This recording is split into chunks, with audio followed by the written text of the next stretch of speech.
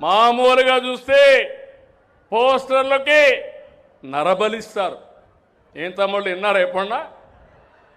అంటే ఏంటి సందేశం? నరబలిచ్చారంటే అందరిని నరకుతామనా? ఇక్కడ ఉండేది CBN 95, కేంద్రంలో ఉండేది నరేంద్ర మోడీ, ఇంకో పక్క మా మిత్రుడు పవన్ కళ్యాణ్. నరకడాలు కాదు, కూల్చడాలు చేస్తే ఎవరిని వదిలిపెడతావా తమ్ముళ్ళోని మిమ్మల్ని అడుగుతున్న ఆడబిడ్డలు మీరు చెప్పండి.